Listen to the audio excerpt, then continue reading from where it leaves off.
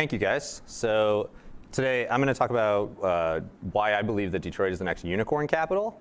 So just to set context here, when I say unicorn capital, first of all, unicorns, the sort of mythical creatures that are startups that somehow defy the odds and go from being nothing to being worth over $1 billion. And when I say unicorn capital, I mean taking that and building a city or a region around that where multiple unicorns can be created over and over again. So we'll talk through that. I believe that Detroit has the opportunity to be the next unicorn capital. And so real quick, I'm the co-founder of Assembler Labs. We are Detroit's startup studio. So by that I mean I have probably the coolest job in the city, which is to think up crazy ideas all day long, validate them. The vast majority of them we look at in some period of time from 24 hours later to 3 months later, and we say, that was the worst idea we could have possibly had. We're never going to do that. We're never going to turn that into a business. And a few of the ideas we say, oh, that's actually really good. We want to turn this into a business. We spin it out. We bring in people who can run those businesses. And the idea is that we want to create as many unicorns as possible here in Detroit. So our goal is we want to create 6 to 8 businesses over the next 2 to 3 years, all of which have the opportunity to be a $1 billion business. I will give you more of my background in a second, but before I do that, I want to tell you guys a story, and it's a story of a city. I'm not going to name the city at all. If you guys know the city, just hang on. I promise I'll get there at the end. This is a city that was really a city that was blue collar, built on the back of manufacturing, had been through many boom and bust cycles. So as the economy went up, it did really well on manufacturing. As the economy went down, it did really poorly on manufacturing. And about, I don't know, a few years ago, it really hit rock bottom. And population declined in a period of about 10 or so years. Population declined about 10 to 15% in the city. Weeds started growing on the streets. Weeds started growing in the sidewalks. Weeds started growing in abandoned buildings. It was so bad that people were making jokes, will the last person to leave the city please turn the lights out? Like it was, for all intents and purposes, considered a dead city at this point. And then one company came in that was a single company that decided, it was sort of like a small-ish company, but relatively successful. And it decided, you know what, we are going to move from the suburbs into the downtown area, and we are going to turn that into our new headquarters. And honestly, that single company became a big whooshing sound that was sucking up all of the talent in the region, bringing all of the talent to that one city. And honestly, just started to revitalize the city from there, single-handedly. And as that whooshing sound was happening, as it was bringing in literally thousands of people, one of the things that we saw was founders started to emerge. So these people were wrapped up in sort of seeing the growth of this business, enjoying what they were seeing, and saying, you know what, I want to go do this again. I want to start from scratch and build something. And so these founders started emerging. They became the people that started new companies. There were not many of them. There were like, we're talking a dozen or so of these people, right? Not many at all. And they started to actually create a community around each other, which was really cool. This is an actual email from that time.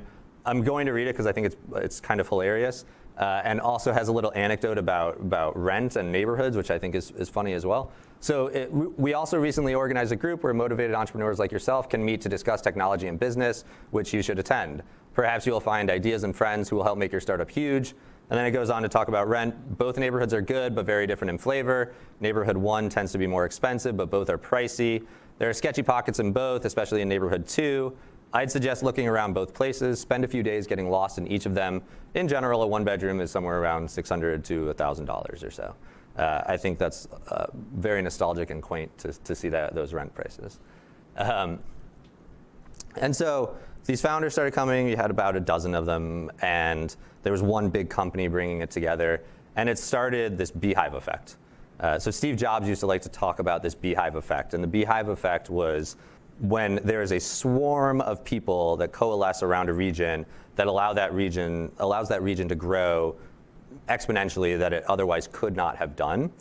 And he talks about it with Silicon Valley. And one of the things that he says, Steve Jobs says this, is that you are better off starting a company in Silicon Valley than Montana, because if you start a company in Silicon Valley, when you go recruit somebody to join your startup, all you have to do to that person is say, hey, take a right at this stop sign to get to our office versus taking a left to go to your current job. And he's like, if you start a company in Montana, you have to say, hey, you're going to have to quit your job. You're going to have to tell your spouse to quit their job. You're going to have to uproot your kids and move them and change their schools. You're going to have to sell your house. You're going to have to buy a new house. And then if you go over to Montana to that company, if that company fails, which by the way, it probably will, now you have no job. You have nowhere else that you're going to go. So you're going to have to tell your spouse to quit their job again. You're going to have to uproot your kids again. You're going to have to sell your house. You're going to have to move to another place. It's like in Silicon Valley, if your company fails, you turn left at the stop sign instead of right again. Right? That's the alternative. So you had this one company that was doing sort of incredibly well, growing really fast. You had these few people that were starting companies. They started to grow a little bit. And then you had this beehive effect happening, which brought in other companies. So other companies started saying, you know what, we can have an office in that city. And that really started to grow things and start that virtuous cycle. In startups, there's a horrible phenomenon, which is that the companies that are going to succeed take the longest to succeed. And that's sort of by definition, right? If a company is going to fail, it's like, well, the market wasn't really large. Customers didn't want this thing. You find that out pretty quickly. But if a company is going to succeed, it takes a few years, 5, 10 years to get to $1 billion. So what you end up seeing is failures happen first. And what that does is when failures happen first, it chills the entire city. So in this case, we saw a few failures, and everybody was like, oh, maybe we're not cut out for this. Right? Like maybe we shouldn't be the ones starting startups and starting companies. Maybe we should just work for the big manufacturing companies that we've traditionally worked for. So it really put a damper on what was happening for a couple of years. You saw it slow down, and it was kind of like an ice bucket on your head is really the only way to describe it. But then you spend a couple of years in this doldrums, and you start to see a little bit more success. So one company starts growing, hiring a bunch of people. Maybe they get a couple hundred people. Another company was acquired. I think a few years in was when we saw the first company really start to succeed. So the successes came later, and as the successes came, the money followed. So this is one of the things that we saw was money never leads in a startup ecosystem. You can't throw money at the problem and magically have a lot of successful startups. You have successful startups founded by people, and then the money follows. And the money follows in many different ways. The money follows into those companies, which allows them to hire more people. The money follows to individuals, which allows them to make more money, invest in other ways. And generally speaking, that was really good in this city. Money brought a lot of goodness. It helped, but it wasn't all good. The city dealt with a lot of gentrification really, really quickly. And they had problems where people were getting kicked out of their homes that they had been in for a long time, weren't really able to handle that. So money definitely brought some problems with it, and they had to sort that out in this city. So this probably sounds familiar. Some of you might be thinking that is the story of Detroit over the last 10 or so years. It's not, actually. I am talking about Seattle. So going back to my experience here, I grew up in this area. I grew up in the suburbs. I then left and went straight to Seattle, where I joined Amazon in 2005 and then again in 2006. And that city felt almost exactly like Detroit feels today or over the last few years. Amazon was the startup that was doing relatively well, obviously.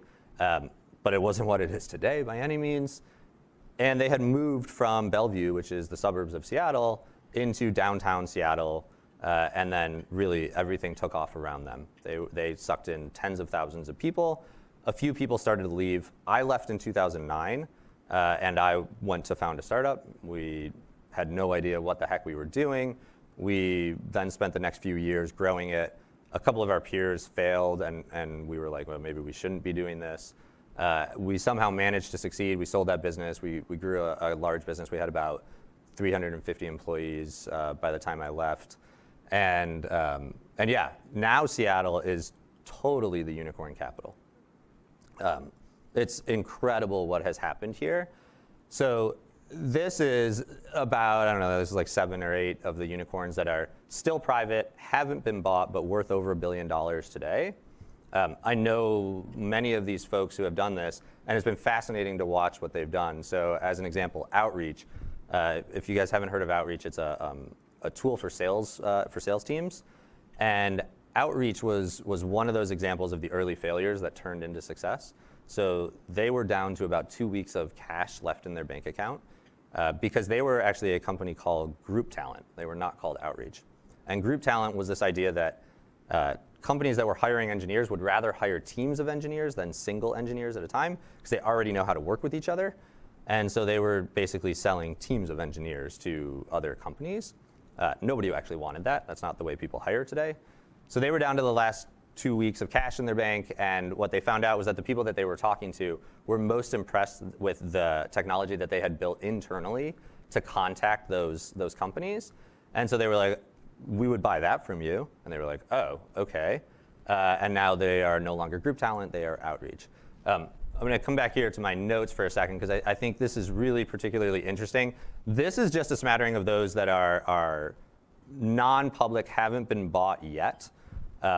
But it doesn't include any of the companies that have IPO'd or have exited so far. So going through a couple of those, or a few of those, Amazon, Microsoft, Expedia, Zillow, Redfin, Big Fish Games, Avo, F5 Networks, Smartsheet, Blue Nile, Zulily, Real Networks, PopCap, DocuSign, Impinj, Avalara, Apptio, Blue Origin. Like there's a ton of companies. Those all, by the way, aside from Amazon, Expedia, and Microsoft, were founded in like the last 10 years or so. So Seattle has turned into a unicorn capital 100%. So taking a step back, that's Seattle. That's the experience that I saw. I think that if you look at what that looked like at the time and you compare that to what we have in Detroit today, there are some common ingredients that sort of become obvious around what is going to make a unicorn capital. And then we can talk through why I believe that Detroit has most of those ingredients and needs to work on a couple of those things as well. And we'll talk through that. So I said this earlier, but I believe that founders are superheroes. They are the ones that are willing to go out and be super courageous and just make it happen. So I think that if I were to have one single slide on this deck around what makes a unicorn capital, it would just be talent. It would be the people. Right? Like the people is everything. That is what makes a unicorn capital. I think Detroit has an unbelievable base of talent. I was really surprised in some ways. I kind of ashamed to say that, but I was surprised by that when I came back because you don't think about Detroit as sort of like a startup hub with a ton of really impressive technical talent and engineering talent and people who care about technology. But it actually has a lot of technology and a lot of tech workers. So again, comparing Detroit to Seattle, it's a fun comparison on population because Metro Seattle and Metro Detroit are roughly the same size. The city of Seattle and the city of Detroit are roughly the same size. And if you look at number of tech workers, so this is defined as people who are like engineers, things like that in the area. Metro Seattle has about 200,000, which you're like, oh, cool, that's a lot of people. I'd expect that. I'd expect there's a lot of folks in technology there. I was not expecting Detroit to have almost as many with over 170,000. So that was really interesting. And then if you look at the number of STEM grads per year in Metro Seattle versus Metro Detroit, we have about 50% more. But if you take it, this stat is not listed here, if you take it one step further and you look at sort of the 4-hour driving radius of Metro Seattle, the 4-hour driving radius of Metro Seattle is essentially Seattle, Vancouver to the north, Spokane to the east, and Portland to the south. That's really all you have. University of Washington, maybe University of British Columbia are your two schools that really succeed at technology and engineering. If you look at the 4-hour driving radius of Metro Detroit, you have Detroit, you have Ann Arbor, you have Lansing, you have the west side of the state, you have Pittsburgh with Carnegie Mellon and Pitt, you have Notre Dame and Purdue and Indiana. You can go down to Ohio to the schools there. You can go over to University of Toronto in Canada. You can head to Chicago to University of Chicago, Northwestern, UIC even. So really like an incredible amount of highly qualified people in just a 4-hour driving radius that even Seattle doesn't have. But we are super anemic when it comes to startups, right? We just do not have nearly the amount. So that's where I think the opportunity lies in getting people to move forward, and we'll talk about that. So talent is the first ingredient. I could probably stop the presentation there, and that would be it. I think it accounts for at least 3/4 of what's going to make a city become a unicorn capital. I think Detroit has that. But money is really important. I mentioned this briefly when we were talking about money as the Seattle story, but money always follows talent. Money never leads. So this one is solely dependent on, do you have the talent there already? And if you do, and they start startups, the money will always be there. Let's look at what that looked like. I think of this as, if you build it, the money will come. And this is Seattle over, this is like 2000, let's just use 2010 to 2015, because I think 2016 wasn't a full year in this report. This is number of deals, so how much money was raised by companies throughout the years in Seattle. So you can see this grew really, really quickly. It was like almost double or so in 5 years. But if you look more closely, the places where the increases actually happened is this light purple. The light purple is seed deals. So that's the earliest stage financing, companies that are just getting started. So that's where all of the growth happened, was at the seed stage, which is very, very young companies. And then if you come over to the other side and you map that against, that is the number of deals and amount of investment that has been put into Seattle-based companies by investors not based in Washington State. You can see that rises almost exactly with the amount that it rises on the seed deals. So Seattle companies are getting a significant portion of their dollars today from investors who are not based in Seattle. So again, money follows the talent in the companies. And we see that today already here in Detroit.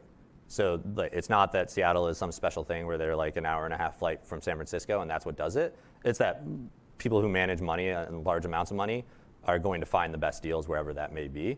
So Duo, which I think many of you already know, has exited for a couple $2 billion. Tier 1 Silicon Valley investors, Redpoint, True, and Google Ventures. StockX, also Tier 1, Battery, GGV, General Atlantic. I actually think Google is in there too, right?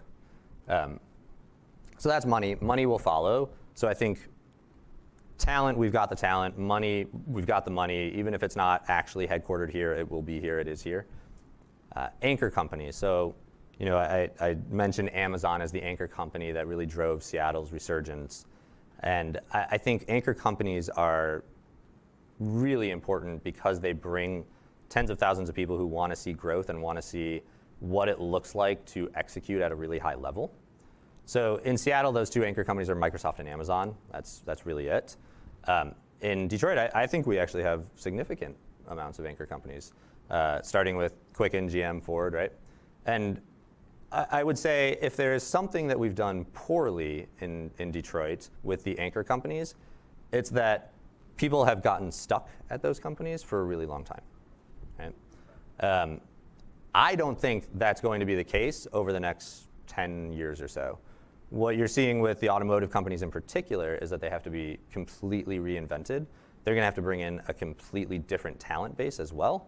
They're going to have to hire a lot of software folks in particular. And I think that alone is going to see them go from sort of very stable careers to very crazy up or crazy down if they fail.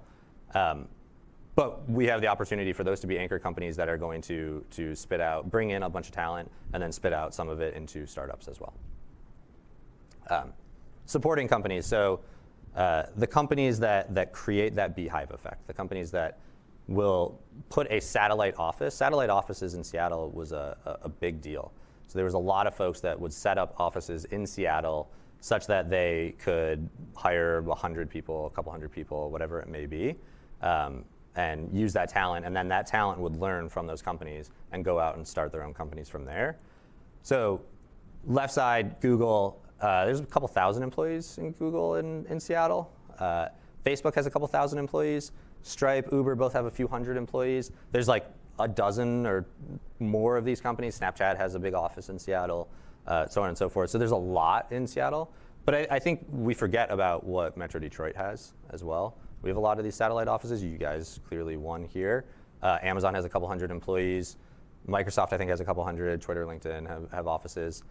Where I think we need to get better in this one is that not enough of these offices for us have software engineering talent. Right? Amazon's probably the leader of those.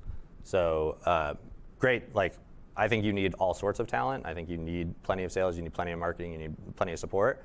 But I think you also need engineering talent to build engineering companies. I would like to see more of that as well. All right. So I think we have talent, money, supporting companies, anchor companies. Risk tolerance is clearly an ingredient that goes into will a region become a unicorn capital.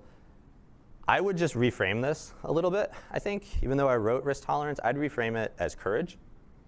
And when you reframe it as courage, it's do the people in the city have the courage to go out and start businesses? Because that is not an easy task, right? And it's funny because I think when you talk in particular about Silicon Valley, you think of San Francisco, you think of the Bay Area, people talk about, well, they have such a high risk tolerance over there. I kind of think that's BS. I actually think that they have the lowest risk tolerance of any city creating startups. And the reason is, in San Francisco, if you have a good job at let's say a big tech company, and you want to go start a business, you can go out and the likelihood that you're going to raise money literally like the week after you leave is the highest there that it is in any other place. So that's number one. You're probably going to go out and raise some money, so you're taking on the lowest financial risk. And number two is, if you fail there, failure is not a scarlet letter at all. It's kind of expected. You're probably going to go get another job at another big tech company and get a promotion from where you were at. Right? Like it's the least risky thing that you could possibly do. Whereas here, if you go out and you go do that, you have to be super courageous to go do that and say, you know what, I'm going to give up my cushy job. I'm going to go and I'm going to start a company. And I may or may not raise money because there's less money here. And if I do or I don't, I'm still going to go for it. And if I do fail, which is the likely outcome, people are going to say, oh, that person failed, and I may or may not get a job back at my original company. So I think we need to reframe that here. I think it should be no scarlet letter. We, as a startup studio, when we partner with potential founders, we do not care whatsoever whether or not they have failed. In fact, if anything, it's a good sign for us that they're willing to be that courageous and go do it. Density. So this is back to that beehive effect, where I think you want a swarm, both physically and sort of culturally, right? And one of the best things about Metro Detroit is that we have Ann Arbor. There's both Detroit and Ann Arbor. And one of the worst things about Metro Detroit is that we have Ann Arbor, and there's both Detroit and Ann Arbor. I think Detroit and Ann Arbor need to come together, right? Like we need to actually figure out ways to come together and work together. You guys are probably like the best example here at Google with the Detroit office and the Ann Arbor office of being able to figure out how to do that. But I think that we need to figure that out. So culturally, we need to figure out density and what that looks like. And then physically, we need to figure out how do we sort of coalesce around a core. And I believe that's the downtown core. I think that's where, in particular, younger millennials who are entering the workforce want to be. And so that's over the next 20 years where the growth is going to come from. I have this guy I look up to. I don't know him at all, but his name is Bill Gross. There's two famous Bill Grosses. The first is an investor, and the second is this guy who is he creates companies. So he runs a company called Idealab. He's been doing this since the dot-com bubble. He's actually responsible for inventing the business model that is paid search. And so he has been doing this forever. He's in Pasadena, California. And he's started, I think, a couple hundred businesses. and that's maybe over 20 years or something. And a few years ago, he went out and he said, what are the common characteristics of these businesses that succeeded? And what are the common characteristics of businesses that he started that failed? And what are different about them, right? So what makes something succeed versus something fail? And so he was looking at, all right, was the market big enough? Was the market a good market? Did customers care? Did we have a good team? All of that. And it turned out that the only thing that all of the businesses that succeeded had in common, which the businesses that failed did not, was timing. Was it the right time for this business to be invented or not? And so I think that's true at a business level. I also think that's true at a region level, a city level. Is this the right time for a city to become a unicorn capital? When I looked at Seattle 15 years ago, it clearly was the right time, right? Amazon was growing like crazy. Microsoft was doing really well. People were excited about moving to the West Coast in general. The timing was right. If I look at today here in Detroit, I'm not sure that there's ever been a better time in a single city in this country to become a unicorn capital than right now in Detroit. This is a city full of people who have seen the worst, have figured out how to get out of it. We are have some amount of confidence, right? Where we think that we can do this, and I believe that we can do this. And taking a risk is it's worthwhile at this point, right? We don't know what's going to happen over the next 10 years to the established companies anyways, so why not go take that risk now? So I think timing is as good as it could possibly be for Detroit to become the next unicorn capital. And then lastly, I'm just a huge believer in luck. I think luck is completely underrated as a reason why people succeed.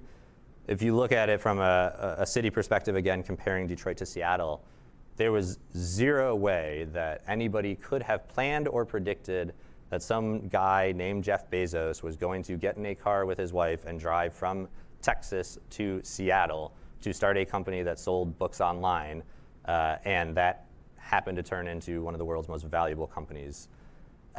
You could not have planned it. That was pure luck for Seattle to get that. Even before that, it was pure luck for Bill Gates to have been born in Seattle, right? That you cannot plan for that. So we need luck. I have no way of knowing if we have luck. I do believe that you can manufacture serendipity, and serendipity and luck look pretty close to each other, but we'll see. So that's my last thing. So it's already happening. I think is one of the really interesting things is that we don't consider ourselves a unicorn capital yet, but I think that's mostly lagging in our head more than anything else. We already have 4 unicorns. So Duo has exited. OneStream Software, they sold about 50% of their business to KKR, the private equity company, and valued it at over $1 billion. StockX now worth $1 billion. Rivian, I think they raised $700 million or something like that from Amazon. And then I think there's a whole generation of other companies between Detroit and Ann Arbor that are on their way to becoming $1 billion. So Bollinger is making EV stuff. Equal is actually our first spin out. Equal is changing primary care for Americans in general. May Mobility, I bet you guys know. Bloomscape sells flowers and plants online. Clink and Census, I think Clink, or one of those has raised $50 million now. I can't remember. Both Ann Arbor. Work at Health is actually solving the opioid crisis in America, doing opioid addiction treatment, which is really impressive. So I think there's a whole bunch of startups. I didn't label them all by any means, but I think there's a whole bunch of startups that have the chance to succeed. So I'm a big believer. I think Detroit's on its way, and that's why I think it's going to be the next unicorn capital. Thanks. Thanks so much, Ian. That was super interesting and inspiring as well. Really cool stuff happening in Detroit. We're obviously here in Google Detroit. We're all big fans of the city and what's going on. We keep a very close eye on the pulse of the city. So very great, though, to get perspective from outside of Google as well, and really interesting stuff. I'm not a pessimist by any means, quite the opposite, in fact, but let me start with more of a pessimistic type question. You talk a lot about what could happen to make Detroit the next capital of unicorns. On the other side of that, what do you think potentially could happen that would make it fail, right? What could bloat the opportunity? What could cause it to potentially crumble from the opportunity that lies ahead? Yeah, I mean, I just think it's the opposite of what we talked about, right? If those ingredients don't come together, but more importantly, I think the number one is will the talent be able to get out of those companies and start companies? Without the founders, there really is nothing.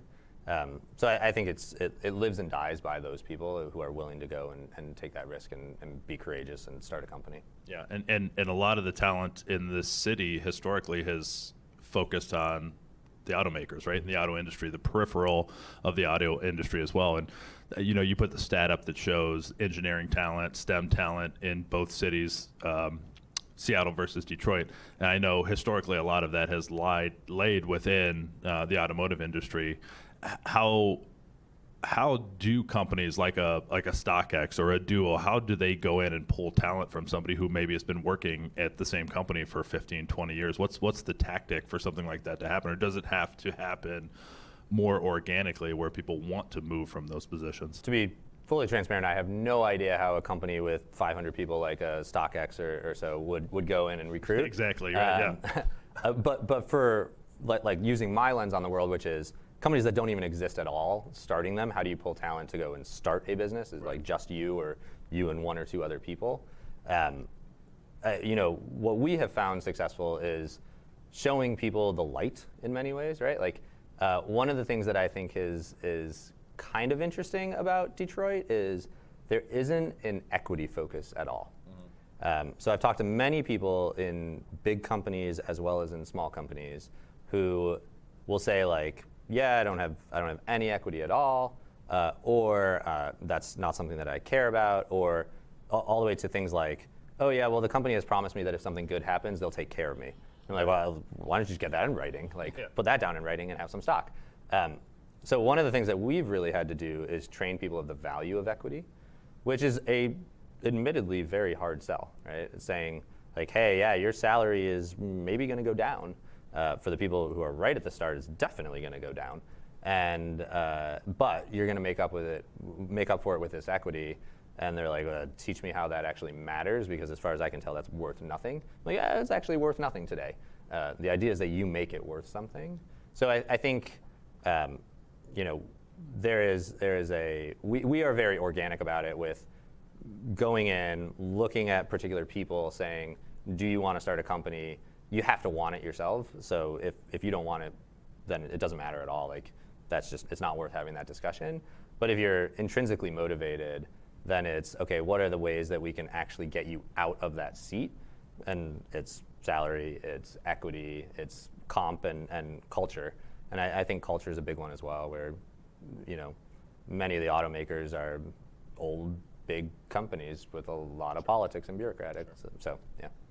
Yeah, and historically, the kind of metro area of Detroit and sometimes Michigan in general has led to a lot of risk adversity, right? The city of Detroit, for example, filed for bankruptcy just a few short years ago. And so a lot of folks, when you start looking at people's kind of openness to move from a big established company to a startup, where you're talking about the power of equity, they're like, yeah, there's no chance because our city just went bankrupt and we're in a fairly stable job, maybe not even, and we're a little scared to move at this point. You talked a little bit in your blog about the bankruptcy of Detroit. Can you talk a little bit about what your perspective is on the bankruptcy filing a few years ago and how that's led to your presentation and where we are today, whether it's a good or bad thing? Yeah, I mean, and net, the bankruptcy was absolutely a good thing. I think, from a government perspective, it actually set the city up. From a financial perspective, it set the city up.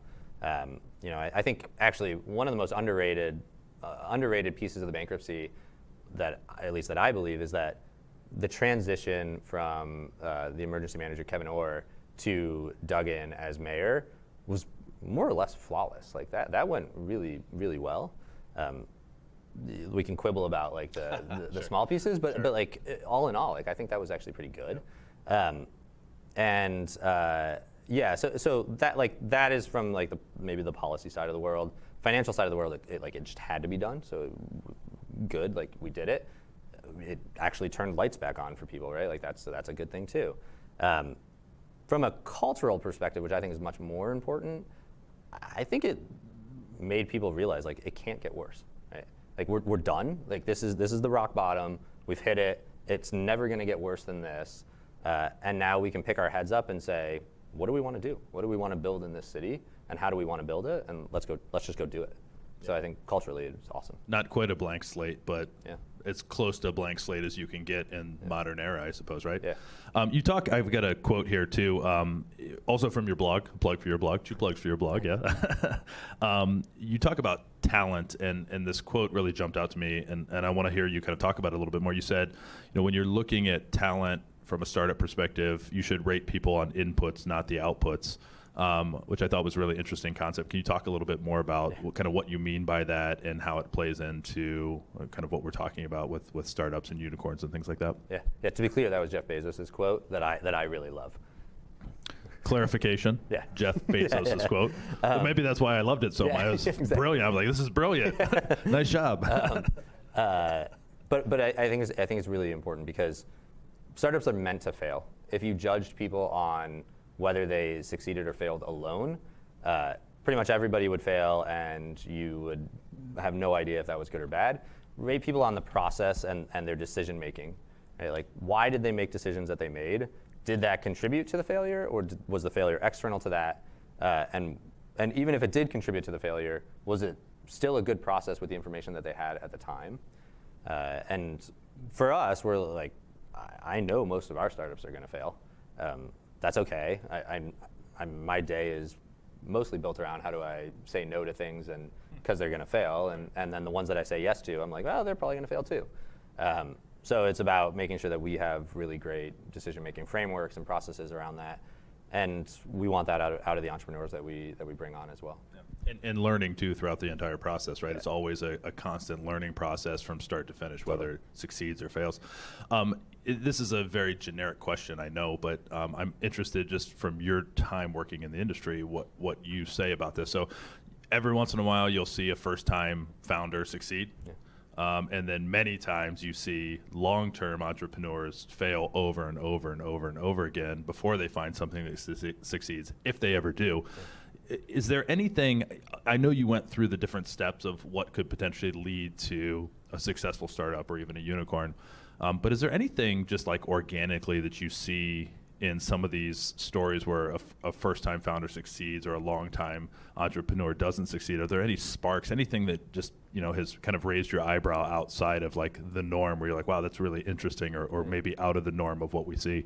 I think for the first-time founder succeeding versus maybe a serial entrepreneur who has succeeded in the past but fails later on, one of the things that I've seen is those people who have some success and want to go do it again, they forget what it was like early on. And actually, like, I'm totally a victim of this in many ways. You forget what it was like early on to say, I've got nothing. I need to just go hustle and find out what do my customers actually want me to build, and go build that and get them to pay you. A founder who has been successful in the past often has a really easy time raising money, also often has a really easy time recruiting people, because people have seen that success and they're like, oh, of course I'm going to go do it. Yeah. But they forget to actually go through the fundamentals of what is this business going to do? And so you get 12, 24 months down the line and it's like, oh, that's a total failure. Versus somebody who is first time, they're like, I can't go raise money because nobody knows me and I don't know anybody else with money, and I'm not going to put any of my own money in because I don't have any money. And so nobody wants to trust them to join the team. So they're just like, I got to hack at this until it works, and I got to keep selling and keep growing the thing. So that's probably the biggest difference on the ones that succeed versus fail. I think for the people who continue to fail, right, like over and over again, I mean, I've seen it both ways, where I'm just a pure believer that, like, in some cases those are people who just shouldn't be doing it, but in most cases, sure, they've just been unlucky. Yeah. Like, honestly. Yeah. And more swings at bat is better. Sure. Yeah, here at Google, we have many philosophies, but one is fail fast and fail often, right? And the most important piece is when you do fail, learn from it as well, right? What you don't want to see is somebody failing over and over again and then going back to bat doing the exact same thing, swinging at pitches that are way outside. That's right. You're like, okay, well, that's probably not the best person to be investing in.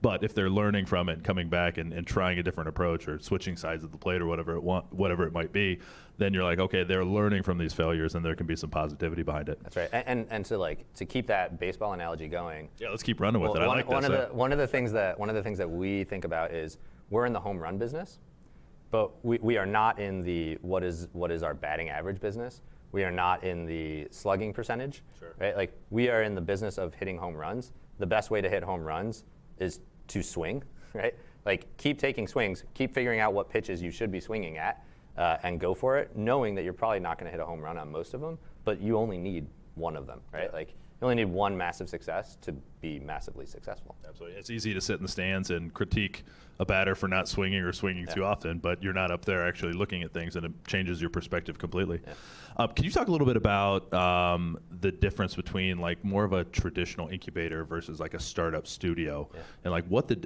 kind of makes one thing and the other another thing? We've seen a lot of successes come from startup studios recently, where they've kind of built Dollar Shave Club, I know, is one that I use that comes to mind. That's built out of a startup studio. You talk about kind of the difference between those two and why one might be better or worse than the other, or maybe not better or worse, but different than one another. I'll actually expand it to sort of like traditional old school incubators, new school accelerators, and startup studios. So 3 steps. So old school incubators are a little weird because often what they were was a physical space that companies could get started at, and they would have a back office accounting team that you could use them for I don't know, $1,000 a month or whatever. They'd have a back office legal team that you could pay for. They'd have a back office marketing team, right? Like that the incubator would supply all of that, and then a startup could just come in and use those services as long as they paid for those. That killed many startups because many startups, their most valuable resource that they have at the time is cash. And the incentives are really misaligned. So the incentives of the incubator are to, how do we charge as much money as possible so that we can make as much profit as possible bringing these folks in? And the startup is like, I need to spend as little money as possible, right? And do whatever I can do to not pay money. So the incentives are really awkward there. In the accelerator model, this is typically, like a Techstars as an example, which we went through. So I'm a fan of the accelerator model. Sure. Yep. We'll take a small amount of equity for a small amount of money. We'll send you through a sort of short accelerator program, which is typically like 3 months. We will essentially pressure test you, stress test you, and you'll come out the other side a little bit better, and we'll give you access to our network to help it make it easier for you to recruit, to raise money, to sell, whatever it might be. And so those typically take companies that have a fully formed team, right, like 3-4 people, a fully formed idea, probably some semblance of a product already, maybe some semblance of revenue already, and then they spit it out the other side, right? Yep. Our model is, and I think most studio models are, there is no team necessarily, maybe one person. There is barely an idea. There is no product. There is no customers. Instead of taking them in for a short amount of time, we spend a long amount of time on it. We act as true co-founders. We typically spend 6 to 9 months, almost full time on a company. And then we ultimately help recruit the team, bring them in, give a little bit of money, take equity, and then send them on their way. So. Sure. And why do you think, if you do, why do you? I think you do, because that's what you do. Yeah. I don't want to put words in your mouth. Why do you think moving to a startup studio? Why do you think the model has progressed to that, and why do you think that's maybe the most potent way to move into kind of the entrepreneurial game? Yeah. Well, from our perspective, it's all about the talent, right? Everything is about the talent, and I think in many ways the startup studio is the ultimate way to help an entrepreneur become an entrepreneur. So particularly in regions like Metro Detroit, I think that a studio is better than a traditional incubator or an accelerator because our model is there is a lot of really great talent here. We believe in that talent. We just know that not a lot of that talent yet has startup experience. And so if we can apply our startup experience to their domain knowledge or engineering knowledge, whatever it might be, together we can build incredible companies early on. And so we can build that process of building a startup. They can build that process of understanding their idea and their business. Yeah, and I think the time is ripe now too, because there's a lot of folks that are moving to Detroit, right? So a lot of people who have been based here historically might be risk averse or maybe don't have a lot of startup background, as we were mentioning earlier. But when you walk the streets now and you talk to people, there's folks that are moving from the East Coast and the West Coast and outside the country. And so you're starting to infuse potentially new talent that does potentially have startup backgrounds. But you see people coming in from Silicon Valley saying, it's too expensive out there. There's great things about the Valley, but we'd rather come here and try our hand in Detroit. We see a lot of people coming in from New York City with the same issues. It's too expensive there, so they come here. So there's an infusion, I think, going on right now of talent that also brings about experience and a little bit of a different way of thinking than historically has been in Detroit as well. Yeah, about 30% of our talent pipeline is people who either have moved here from the coast or want to move here from the coast. Yeah, that's awesome. Any questions from the audience? Yeah, I was just wondering, kind of how do you look at, how should a founder look at like personal risk assessment and whether or not, and how do you look at that too when you're trying to pick a founder that you want to partner with? To know that they're really in it for the right reasons and that they can stay in the startup 12, 24 months after launches. Yeah. Well, the question that we ask is not 12 months. We say, is this something that you're willing to do for the next 10 years of your life? Because that's what good startups take a really long time to grow, right? So we like honestly we ask the question straight up. So we say, like, are you willing to do this for the next 10 years of your life? If the answer is no, cool, that's no problem. Let's work together on maybe you can join the company, but we should bring somebody else into the company. Clearly, there's an amount of financial risk that a person can take or not take. We pay our founders, but we do not pay them a lot. And that is sort of by design. I think I'd like to pay our founders more if I had more money to pay them, but I never want them to be paid a lot of money, right? Like, I want you to be incentivized by the equity. So that's like one is just sort of like, what does their financial situation look like, and can they make it work? And can we make it work, right, as well? Like, can we pay you enough to get you out? Is that something that you want to do for the next 10 years of your life? Where does the idea come from, right? We spend a ton of time on the actual business and saying, like, did this person come to us with the idea, or did we recruit that person to come work on this idea? And if we recruited the person, like, that's great, that's part of our model, but we spend a lot more time on, like, are you really passionate about this idea? I think fundamentally we focus a lot on founder problem fit, right? Which is like, does the founder love that problem? I don't care if they love the idea necessarily, because the idea is probably going to change, but do they love that problem a lot? And if they love the problem, then that's awesome. But I'm not sure we have a great answer to that question yet. We'll see how it goes. TBD. Yeah.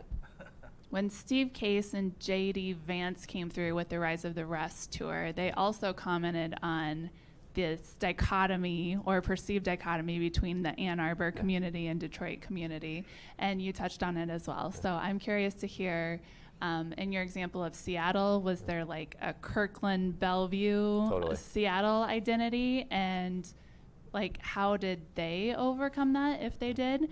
And what, maybe from your perspective or experience, could the Detroit and Ann Arbor communities do better to be seen as a more collaborative space in Southeast Michigan? Yeah, great question.